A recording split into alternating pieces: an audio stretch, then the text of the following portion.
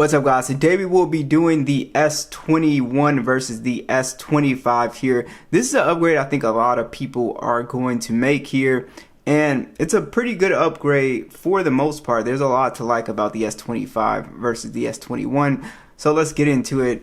Let's talk about the overall hardware here. As you guys can see, my S21 is really beat up, but the design change here. So basically, you don't have the camera cut out, and you overall just have bigger cameras with the thicker lenses on the S25. What Samsung did this year, which was really weird, it was super random, the year that the S21 came out, this actually has a plastic back. Now, it's not too bad because you still have the metal sides, so it doesn't feel too cheap, but yeah, it doesn't feel like as premium as a full glass and metal phone. And then Samsung went right back to a glass back. But yeah, the benefit, I guess, with the plastic back is that, it's not going to crack like glass and stuff like that. So, that's one benefit. But yeah, so that was a kind of a strange thing they did. They're both IP68 dust and water resistant. And then there's also a kind of difference here in the height. So the S21 is a little bit taller. And it looks like, yeah, I mean, it's not really, you can't really tell in terms of thickness. But the S21, it is more comfortable because on the sides here, it's not as flat as the S25 here. The S25 will kind of like, even though it's rounded right here, it kind of gives you like this kind of sharp feel in the hand, but it doesn't really matter. Most people are going to put a case on the phone anyway. But yeah, so that's pretty much the difference with the hardware for the most part.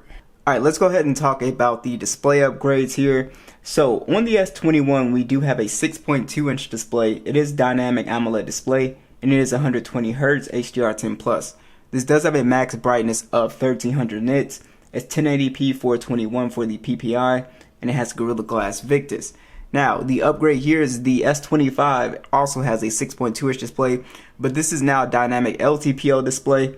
So that'll help with the battery life. And then you also do have 120 Hz HDR10+, and this does have a higher max brightness at 2600 nits, and it is a 1080p display at 416 for the PPI.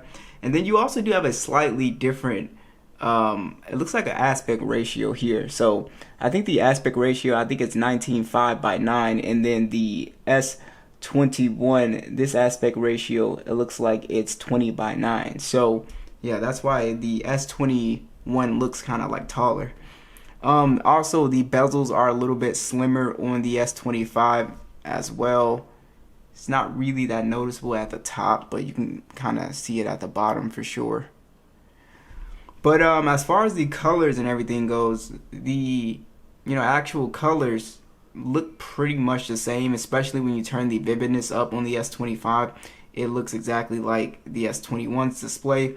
So I would say overall, this is it's a decent upgrade. It's not a crazy good one. There's not a huge difference between these two displays. The thing that you'll notice is really the max brightness. Everything else is really not that noticeable. Like I said, the LTPO plays a big role in helping the S25 have much superior battery life, which we'll talk about. But besides that, there's not too much has changed. Let's talk about the software and the specs and benchmarks and all that. So the S21 has the Snapdragon AAA processor. There is an Exynos model as well, which I've never been able to test, but you can see the scores in the single and multi-core against the new Snapdragon 8 Elite processor. Now, the S21's base model is 128 gigs and 8 gigs of RAM, and then you also do have 128 gigs and 12 gigs of RAM on the S25 here. One of the big differences with software is that you will get 7 years of MageOS updates, and then the S21, it will get its last MageOS update with Android 15. I do want to show you guys the 3D Mark test for wildlife for all you guys that are curious. So you can see you get 34 frames, almost 35 versus the 7.31. And then we can see the temperature and then the frame rate 16 to 48, 5 to 11. So this is a big upgrade when it comes to the overall speed for a power user. So I would say you have to really take advantage of gaming, video editing emulators. Your general performance is gonna feel very similar. The S21 is not really a slow phone, but The only issue that you'll run into with this processor and also the Exynos one is that you can run into some overheating problems. That's the main concern I get with these phones, especially from people who, you know, play a lot of games. You do a lot of like powerful stuff on your phone, GPS all day.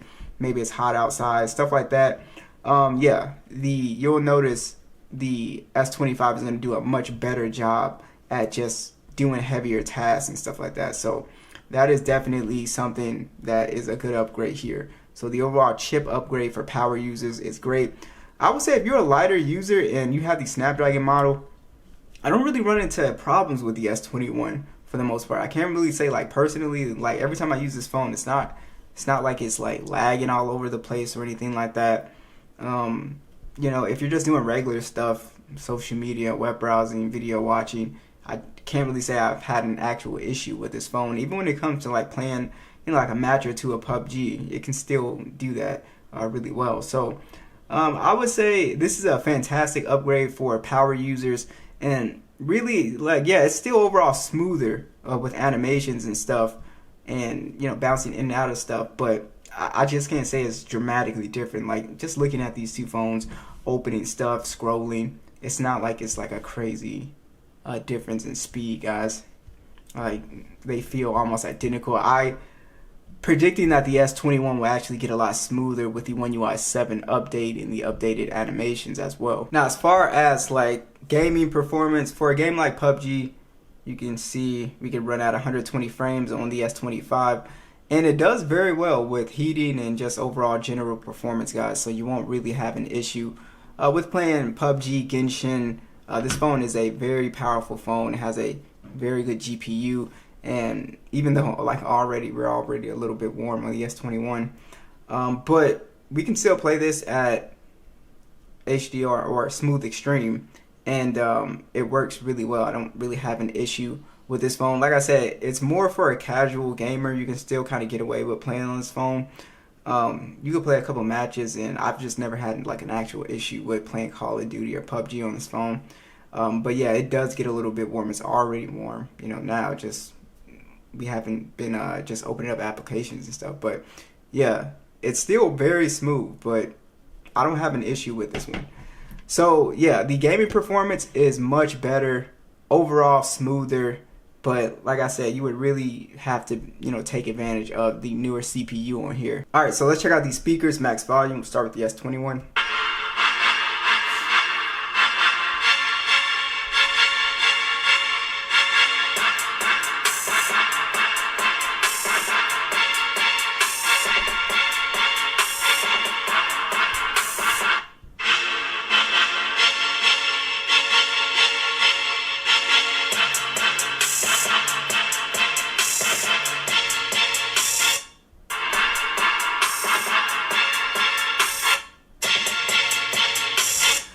So far with these comparisons, the S25 has been a very good speaker, you know, compared to these older phones. So the overall bass is louder. It's just in general just a louder sound. It sounds the same, but it's just louder.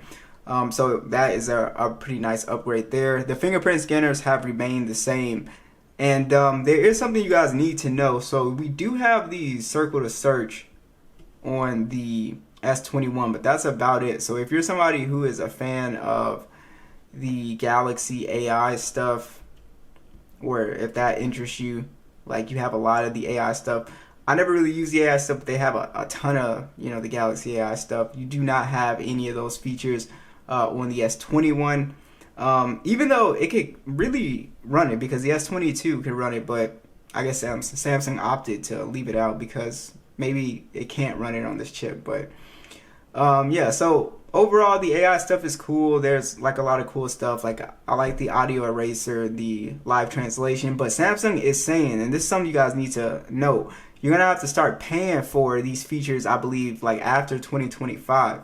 So we don't know which features you're gonna have to pay for. So that's why I said, like, you could just download ChatGPT and get the, you know, and get the AI features that way. All right, so I'm really interested to see what you guys think of this camera comparison, because the S25 versus the S23 and 22, a lot of people were like not really that impressed with the cameras. So hopefully we see a bigger difference here with the S21. So we have a 50 megapixel standard on the S25, It does have a 10 megapixel telephoto with 3 times optical zoom. This can go up to 30 times zoom. And then we also do have a 12 megapixel ultra wide. It can shoot in 8K, 24, and 30 with a 12 megapixel selfie that shoots in 4K 60. The S21 has a 12 megapixel standard, and this one has a 64 megapixel telephoto, but it has a 1.1 optical zoom. The 3 times is actually a hybrid zoom, and this goes up to 30 times. It's a 12 megapixel ultra wide that shoots in 8K 24 and then has a 10 megapixel selfie that shoots in 4K 60.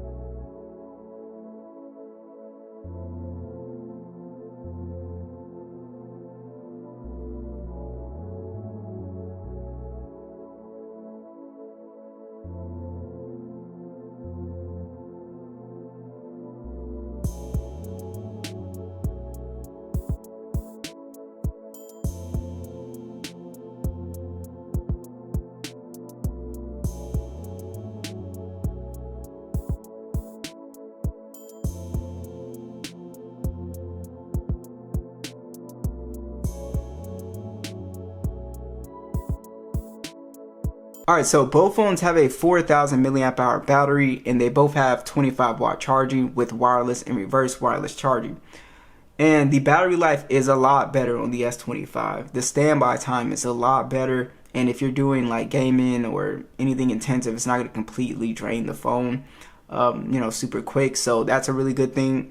So I would say overall, this is a pretty good upgrade for the most part, especially if you are a power user, and it really comes down to what you think about the cameras as well.